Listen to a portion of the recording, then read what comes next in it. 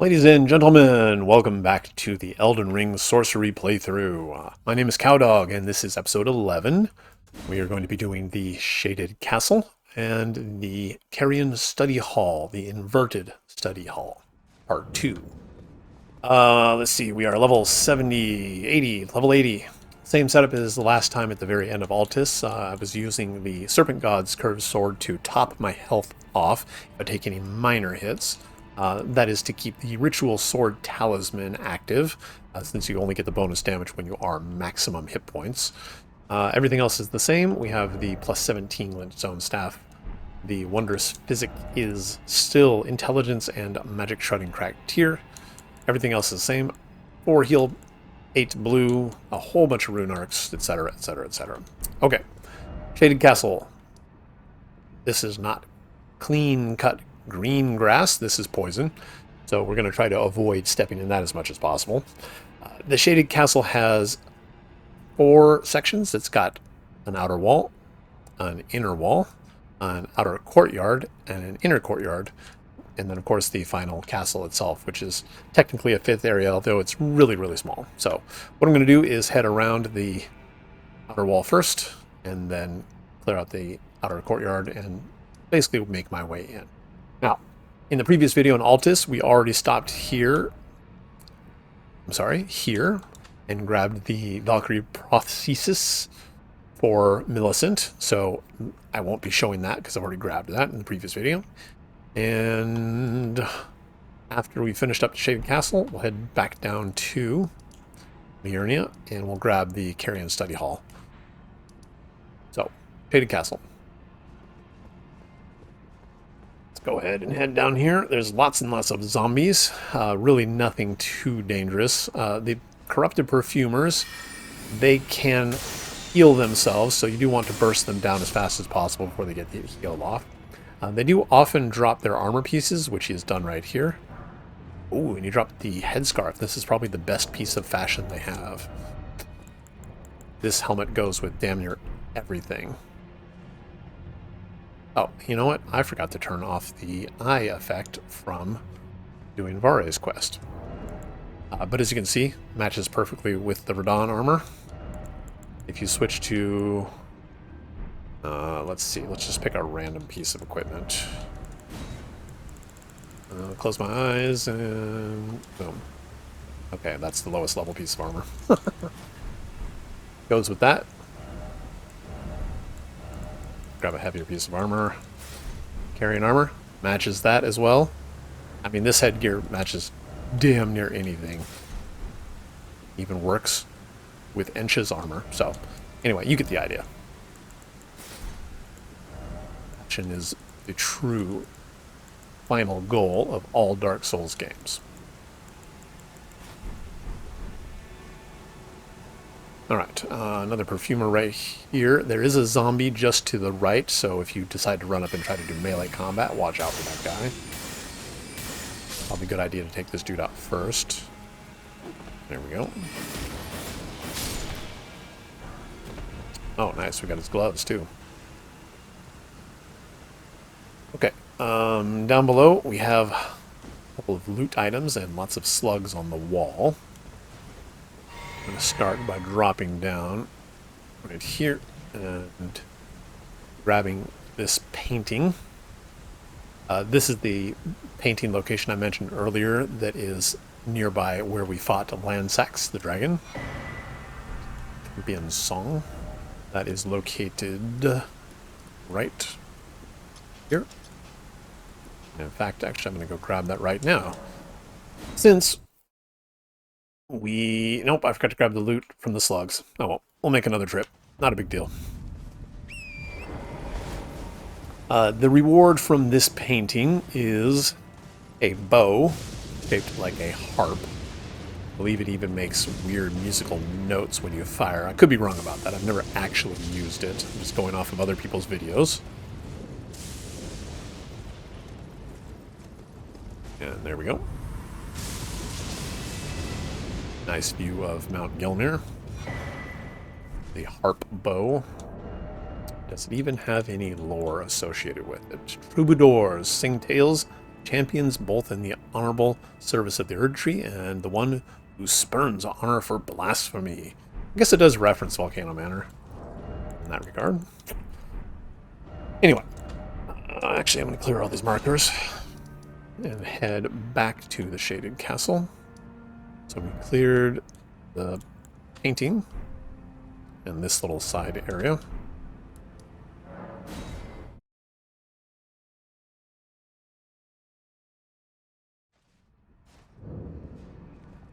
I'm gonna go get that loot from those slugs.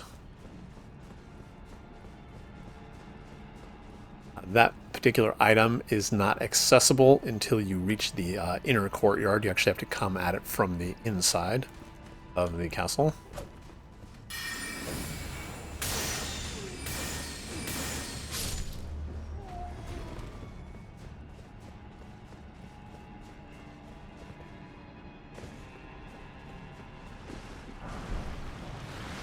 Poison darts and glass shards, super important items here.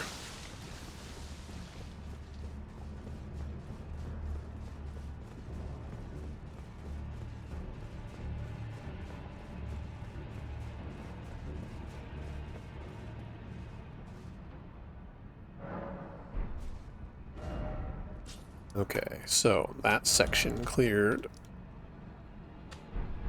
A little bit small of an area to really use the map markers very well, but just for the sake of completion, just mark everything. Right, so this next little area you can't access from this side, you actually have to go around. I'm going to go outside the wall, get on Torrent, and come back at it from this angle right here. If I'm careful... Nope. Oh, there's a spot right here. Perfect.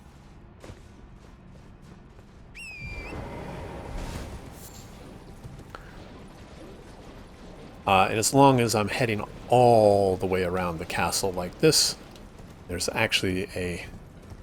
I don't want to call it a hidden item, but there is another Starlight Shard all the way around the back of the castle.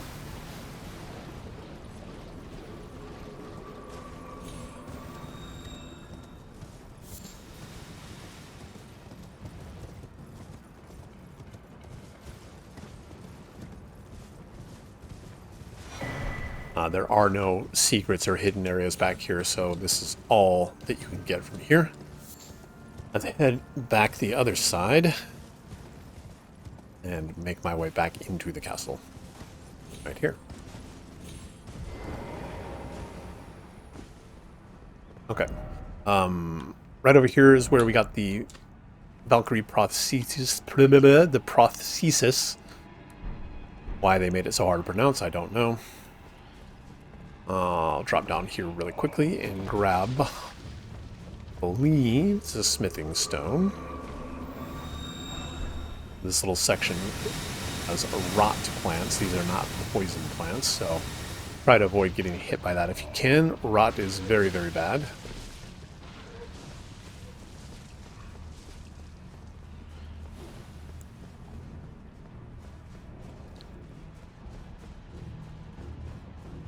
And in order to access the middle section of the outer wall, you actually briefly have to go right inside right here. You can jump over.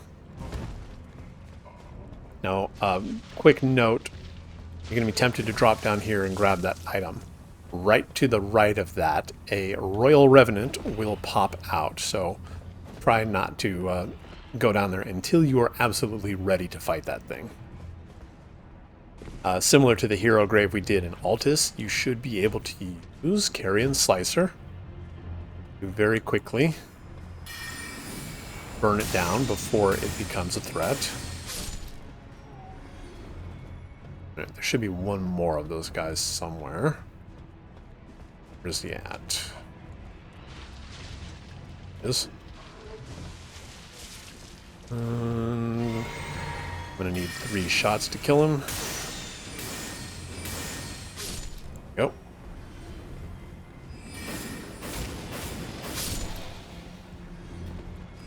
Oh, almost got grabbed by the zombie. Okay.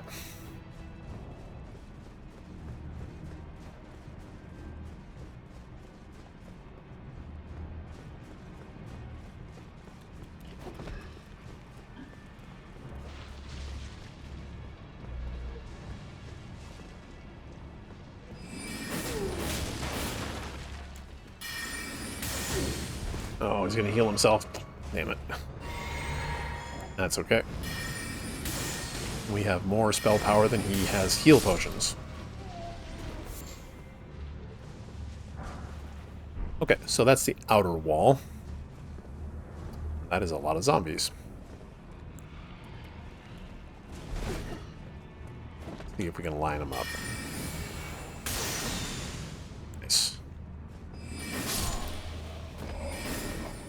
How did that not hit? No one knows.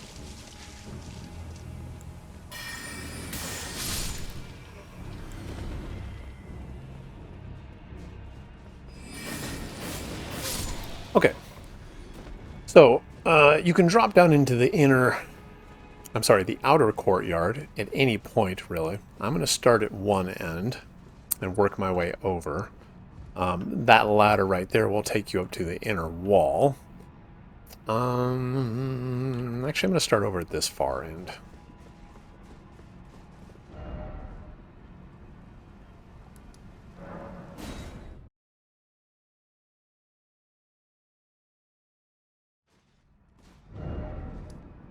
Alright. Mark up all this stuff as cleared. Cleared.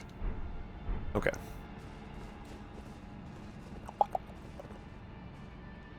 Okay, no items there.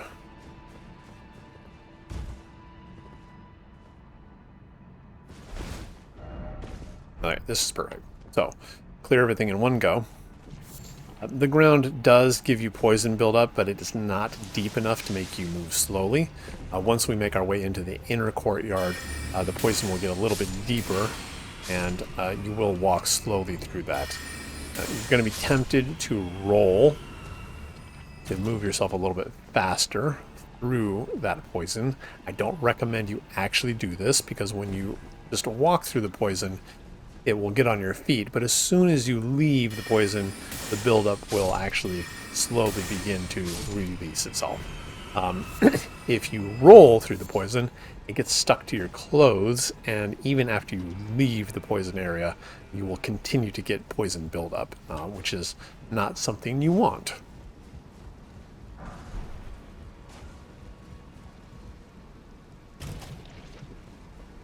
Alright, lots of slugs. Over here we have these guys. These are basilisks. They will hit you with death blight buildup if you let them spam on you. As always, it's generally best to fight them at range. Although you can, I believe, stun lock them with Carrion Slicer if you need to. Okay. Lots of very useless loot through here.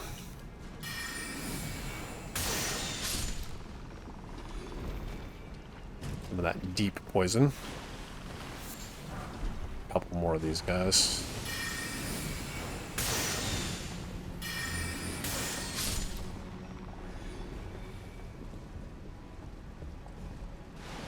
And one more. See if I can get a good angle on him. Nope, there he goes.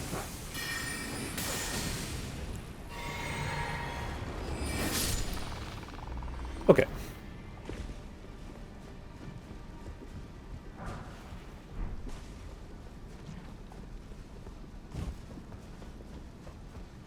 Last thing to get is the item from that Royal Revenant. I'll head over there now. See if I can stop this guy from spamming stuff on me. Perfect. Oh, look at that. The slug has glowing eyes. Huh. Don't see that every day. If you are not aware, glowing eyes means that the enemy is worth roughly 4 to 5 times as many runes as normal.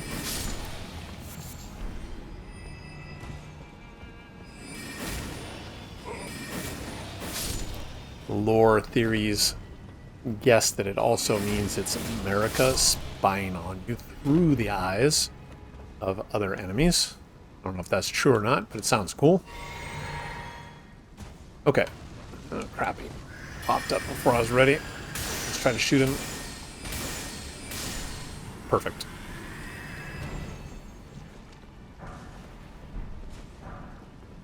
Okay. So that is the outer courtyard. All clear. I'm going to head into the inner courtyard. Sorry, the inner wall. Try not to get poisoned on the way.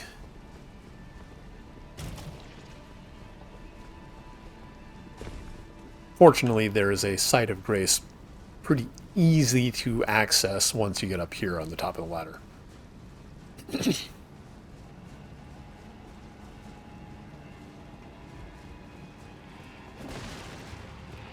Oh. Got clobbered by a zombie. And I'm going the wrong way. Right here. Nope.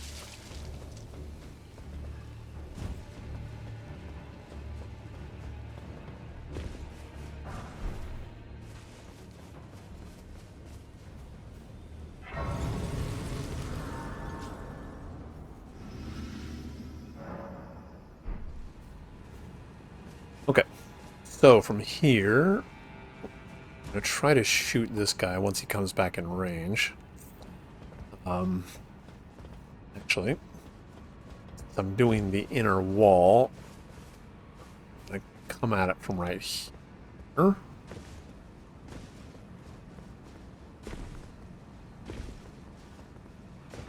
Okay, so over there, that's the Clean Rot Knight. That's where we got the Valkyrie prosthesis already for Millicent. Clear the rest of the wall this way.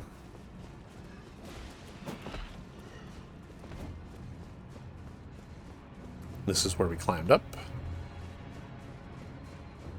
And this is a dead end as far as the wall is concerned. The way you get to the other side of the wall from here, there is a ladder.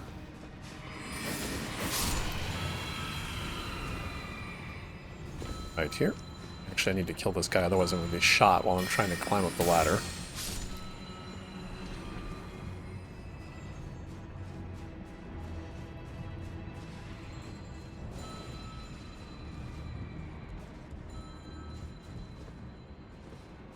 Okay, so there's 2 of these corrupted perfumers right here. Should be able to burst them down before they can act. Nope, out of spell points.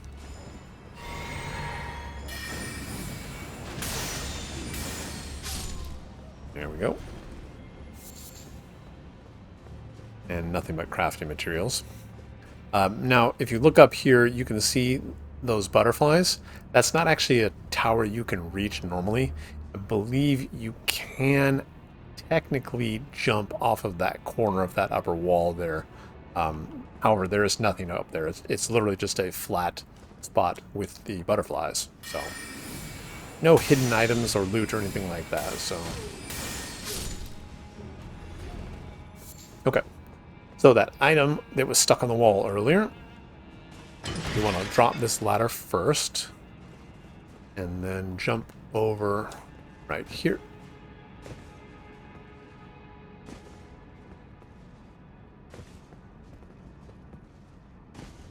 And very, very slowly walk and drop down right here. We'll climb right back up to the ladder, and that will be the inner wall complete.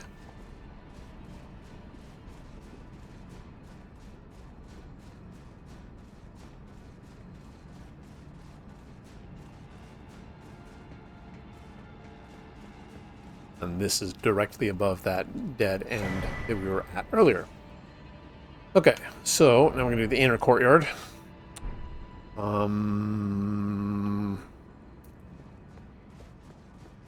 Oh, don't think there's anything really super valuable, but I will be thorough.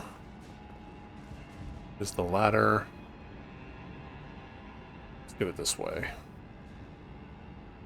Oh. There's one more of those bell-using guys right here.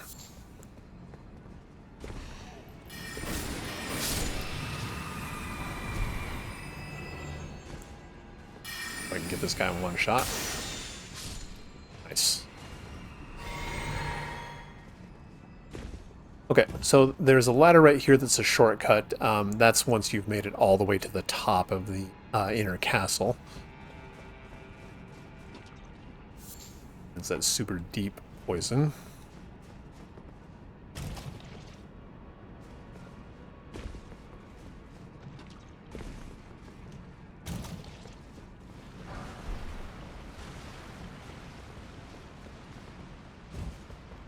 Okay.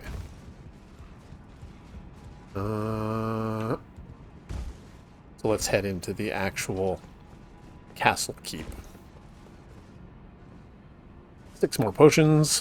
So there's one more Royal Revenant right up here. And he also has one of those horse bell-using dudes. I'm going to go ahead and pop the Physic because these guys honestly kind of suck. Right. Hopefully I can take this guy out before he teleports on top of me and causes a really bad time. Nice.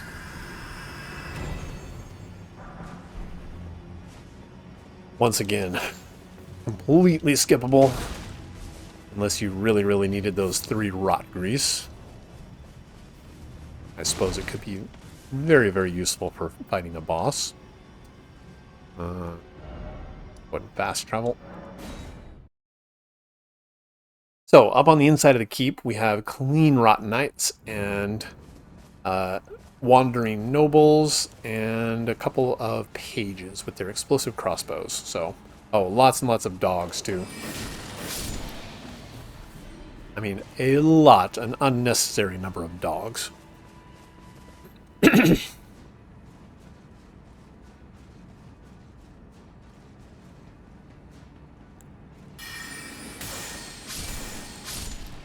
Lots of ambushes, usually right inside the door, so there'll be this guy right here to bait you, and then there's a dude right to the right, waiting for the ambush. There's a page around the other side of these statues.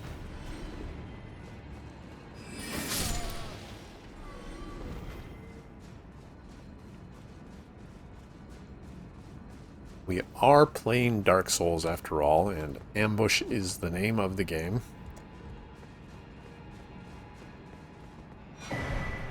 Humorous Cookbook, number 2.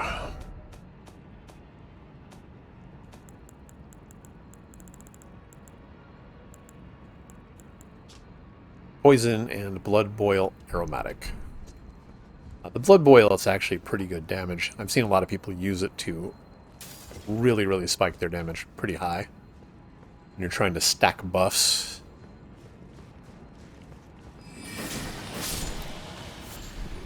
Okay. Clean Rot Knight over there. This is one of the guys that will spam the holy discs at you. Fortunately, there's a lot of cover here, so...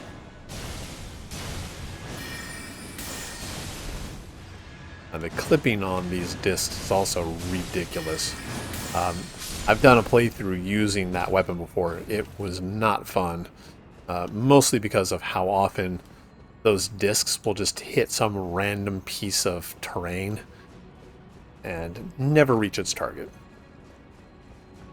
Really, really good at point blank, though.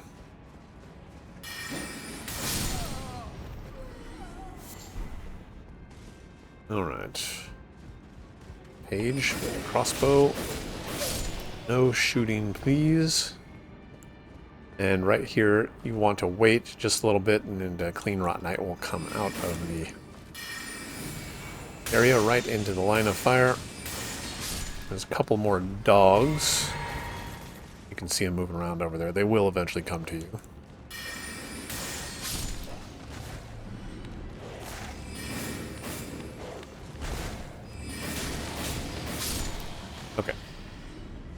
That should be everything.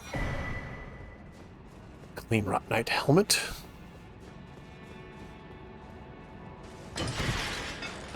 Try not to get too excited when you see a piece of loot that is purple from a Clean Rot Knight. Literally everything they drop is a purple beacon of loot for some reason. I don't know why. All it signifies is they actually just did drop something. Okay, so previously, if you remember, there was that top of that tower with the butterflies. You can see here there's nothing up there except the butterflies. Technically, I think you can reach there. I'm not going to spend any time trying to do it, since you can clearly see that there's nothing there. Top of the elevator, we have the boss. This is Elmer of the Briar. He is the original flavor bell-bearing hunter.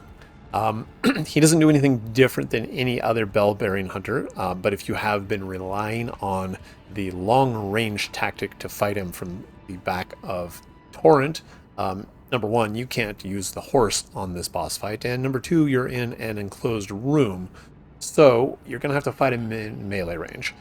If you haven't learned how to do that, unfortunately, it is test time. You're going to need to practice. Now, the run back does kind of suck because you have to come from the side of Grace, climb up that ladder, and then take the elevator. It's pretty silly. You may want to, if you are losing badly, quit to the main menu, restart and continue outside the fog wall, heal up, try again.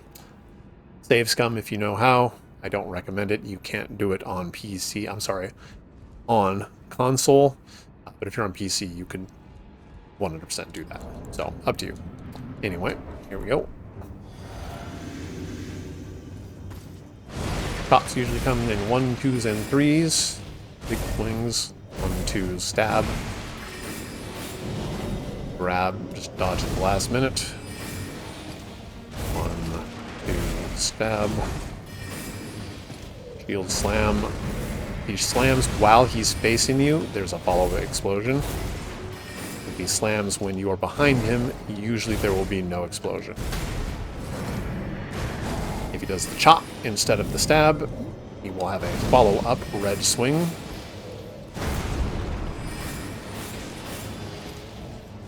As you can see, when he shield slams while you're behind him, no explosion. So, practice time. Not that hard once you get the rhythm down. Pretty simple moveset, not very complex. And that is everything in the Shaded Castle.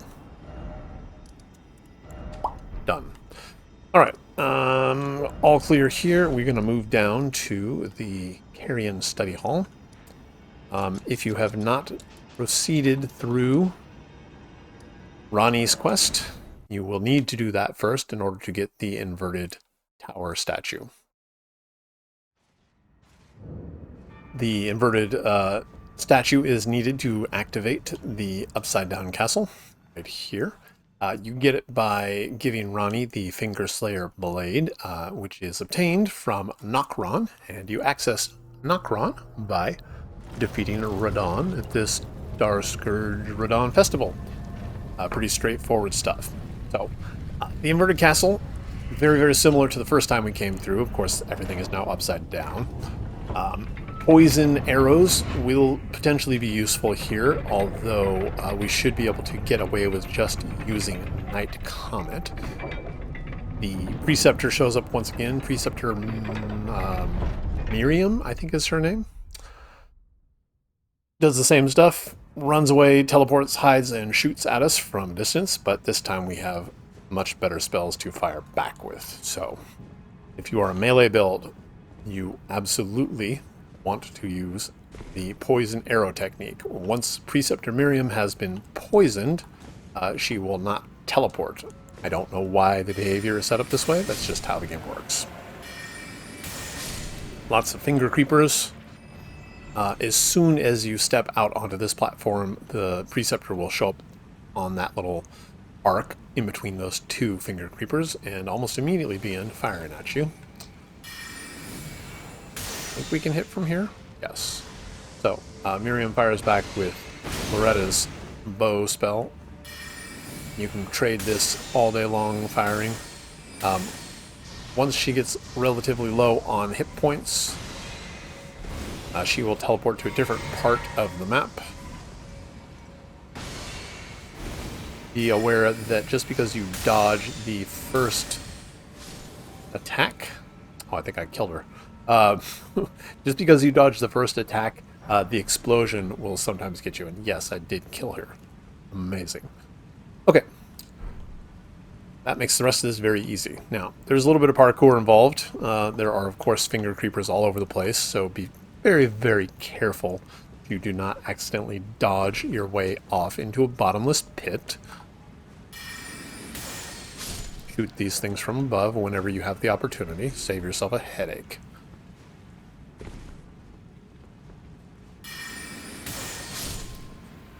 Okay. These guys do the normal Aryan soldier thing. Oh. Finger creepers. They will throw those, whatchamacallits, glint stones at you and cause you to attempt to dodge. The main thing here is that it's trying to get you to dodge off and fall to your death. So just be very, very careful in the direction that you dodge and you should be fine. Over here we have the Mask of Confidence. This is actually different than Seluvis's hat. They do look the same, especially if you alter Seluvis's hat to remove the wide brim. The Mask of Confidence doesn't mean that you are brave and fully aware of your own abilities. It means you are keeping a secret. Radagon, when he married Renala, forced all of the preceptors to wear those masks to keep their mouth shut, basically, and literally to keep the secrets of Radagon. And if you want spoilers, there's a very good reason for that. I will not tell you why now, because it is part of later in the game. Those of you who know, you know. Okay. That's all the loot from here. The rest is just parkour. I'm going to jump down. Target is to get to the elevator below. You need to jump down onto these chandeliers. This is not difficult parkour at all. However, if you do have a fear of heights, once we get past the chandelier part, there is quite a bit of a drop that is very, very easy to see. No getting around it. The best way to do this is just to line yourself up with this walkway right here. Very slowly walk off. Even if you miss the platform right here, you'll land on this one. And you can just roll down to the elevator. All of the loot items up there, they're just crafting materials. You really, really do not need to risk falling off and starting over just to get something like a piece of meat or a glintstone firefly or something silly like that. Okay, the boss at the end of this level is a Godskin Noble. That is the fat one. Really not that difficult, but has one extremely deadly move, and that is the roll. The death roll, the glitch roll. If you have not seen video clips of how badly designed this is, then hopefully you never have to. But what happens is sometimes in phase 2 at 50%, the Godskin will turn on his side and begin rolling like a wheel. He can come out of the roll instantly, which is the glitch, try to stab you, and then as soon as the stab animation is done, instantly go back into the roll. This is very bad because there's no way to predict it. You just have to be very, very careful. Anytime the Godskin Noble stops rolling, make sure that it's the correct animation where he kind of skids to a stop, gets back on his feet, and goes into a normal walking animation. If he stops instantly, that's your sign to know that something's up. Get out of the way if you can. The other bad part about the roll is if you get knocked down by it, you are probably going to be killed because he's just going to continue rolling around and around and knock you over and over again. You're probably going to die. So hopefully that doesn't happen here, but we'll see what happens. Wondrous Physic. This guy does have a lot of hit points. Excuse me. You can fight him from horseback if you want. I don't recommend it, because as soon as that roll starts, if you're on the horse, you are going to be in trouble. However, you can kite this guy around. Try to stay in this area because you will have more space. You can think of him as a slightly more marshmallowy Godric the Grafted. I'm going to kite him up and down this walkway. He will go into phase 2 and probably almost immediately start the roll. Here we go. So you want to just sprint around like this. Don't try to do anything. Don't try to attack. Just keep running until he decides to stop. It is very annoying, but there we go. Now you can go back to shooting it.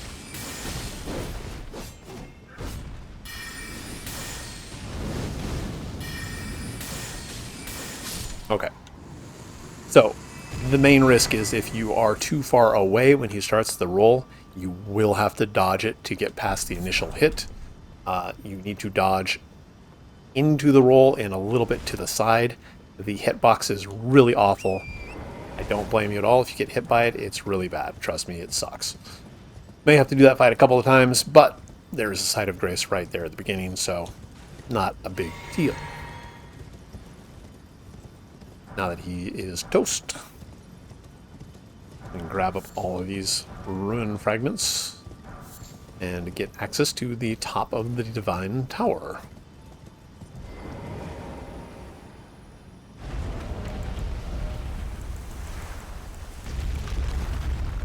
How much poise does this have? 12 versus 34? Yeah, that's a lot. If you did want to cosplay as a marshmallow, however. There you go. Pretty silly looking, all things considered. Back to real armor. Honestly, Radahn's armor on a female character is not much better. It's pretty wide.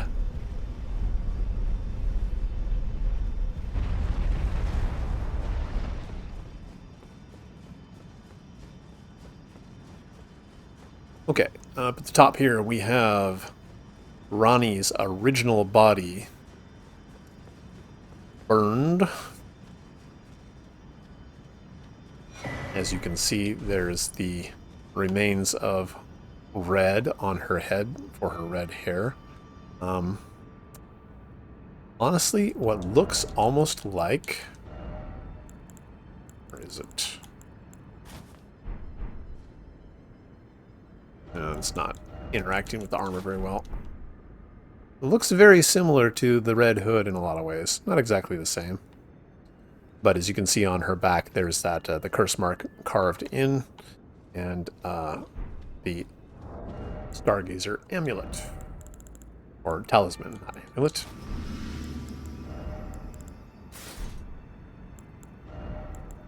That is right here. +5 intelligence.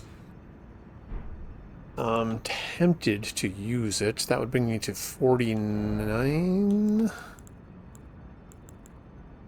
49 intelligence, and I need 60, so another couple levels, and I will be able to use the Carrion Regal Scepter while under the effects of the physics. So, okay. Now that we have the second half of the curse mark, we can go talk to Fia. Sorry, Fia has already left the round table hold. We won't be able to talk to her until Deep-Root Depths. So there's that. Oh, as long as I'm here. I should have mentioned this last time when I did Vare's quest, when I was talking about the eyeball effects. So you have to go into the editor, alter face and hair, eyes. At the very bottom, you see eye alteration. As you can see, since I completed the ritual with Vare, my eyes are all red. If you turn that effect off, it goes back to normal. As I mentioned before, there's a tier of the 3 different eye effects: the Frenzied Flame, the Dragon Communion Eyes, and the Mogwin Dynasty Eyes. And I believe that the Mogwin Dynasty Eyes overwrite the other 2. I could be wrong about that. But you literally only have the option to turn on or off, so unfortunately you cannot choose which of the 3 you have. The only way that you can do that is by refusing to do the other 2 quests. So keep that in mind. Alright. No, it didn't save. Eyeballs. Off, please. There we go.